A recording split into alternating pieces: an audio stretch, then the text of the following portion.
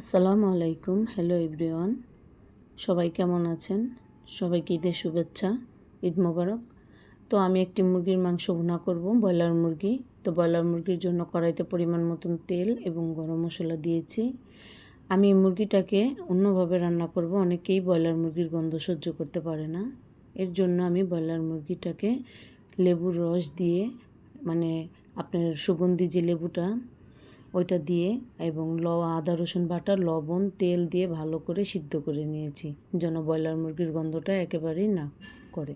অনেকেই তো ব্রয়লার মুরগির গন্ধ সহ্য করতে পারেন না, তাদের জন্য এটা। আর আমি এটাকে বাটা মশলা দিয়ে রান্না করব। তার জন্য আমি পুরোটাই পেঁয়াজ ব্লেন্ডার করে নিয়েছি। এখন তেলের মধ্যে পেঁয়াজ দিয়ে এটাকে ভালোভাবে ভেজে নেব। পেঁয়াজটাকে তেলের মধ্যে দিয়ে ভালো করে ভাজতে হবে এই কারণেই, যেন পেঁয়াজের যে একটা গন্ধ আছে এই গন্ধটা অবশ্যই করবে যদি ভালোভাবে না ভেজে নেন। তো এখানে আমি ভালোভাবে ভেজে নিছি। আর আমি কিছুটা মশলা আগে থেকে ম্যারিনেট করে রেখেছিলাম, ওই মশলাটাকেও আমি এখানে দিব আধা ঘন্টা যাবত। এখানে 2 চামচ হলুদ, 2 চামচ মরিচ, ধনিয়ার গুঁড়ো 1 চামচ, জিরার গুঁড়ো 1 চামচ, আদা রসুন বাটা, লবণ, সস এবং পরিমাণ মতন 1 চামচ আমি বিরিয়ানির মশলা অ্যাড করেছি।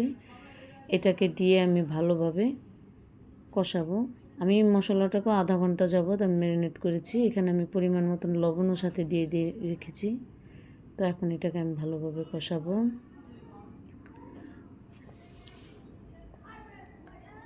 দেখেন আমি সুন্দর করে এটাকে কষাবো। যারা ব্রয়লার মুরগি পছন্দ না করেন তারা এইভাবে অবশ্যই রান্না করে দেখবেন, অবশ্যই খেতে ইচ্ছে করবে। আমি ট্রাই করলাম এভাবে দেখানোর জন্য। তো ব্রয়লার মুরগির গন্ধটা আর করবে না। তো আমি ভালোভাবে মশলাটাকে কষাবো। মশলাটা এখন কষাবো, মশলাটাকে কালারটাই অন্যরকম চলে আসবে। দেখতে থাকেন। আমি এখন ঢাকনা দিয়ে ঢেকে রাখবো পরিমাণ মতন পানি দিয়ে। দেখেন অনেকটা কষানো হয়ে আসছে, কালারটাও চেঞ্জ হয়ে আসতেছে, মশলাটা একদম ঘন হয়ে আসছে। আমরা শর্টকাট অনেকভাবে ব্রয়লার মুরগি রান্না করি, কিন্তু আমার মতে এইভাবে ব্রয়লার মুরগি যারা না খেতে পারেন অবশ্যই রান্না করতে পারেন। আর আমি যদি লেবু দিয়ে সিদ্ধ করেছি আদা রসুন বাটা দিয়ে, তো অনেকে ভেজেও নিতে পারেন, ভাজলে কড়া করে ভাজলেও এভাবেও রান্না করতে পারেন। তো আমি এভাবে সিদ্ধ করে নিয়েছি। দেখেন একটা মুরগির মাংস ভাঙেনি, আলুও ভাঙেনি। এখন আমি এগুলোকে দিয়ে বেশিক্ষণ আর রান্না করব না, যেহেতু আমি ভালোভাবে আগে থেকে মশলাটাকে কষিয়ে নিয়েছি। এখানে একদম খয়েরি কালার হয়ে আসছে, তেলের উপরে চলে আসছে মশলাটা। এখন আমি এখানে পরিমাণ মতন মাংসগুলো দিয়ে দিব। একদম ভাজা ভাজা করেছি মশলাটাকে। আমি ব্রয়লার মুরগিতে আমি কখনোই লং খাই না, তো এলাচ আর দারচিনি দিয়েই আমি এটাকে রান্না করি। তো এটা আমার কাছে ঘ্রাণটা খুব ভালো লাগে, লংয়ের গন্ধটা আমার গরুর মাংসতেই ভালো লাগে। তো আমি এখানে মুরগির মাংসটা দিয়ে দিলাম। প্রত্যেকটা মুরগির মাংস এখানে দিয়ে দিলাম। এখন এটাকে ভালোভাবে নেড়ে নিব। ভালোভাবে নেড়ে এটাকে কষাবো।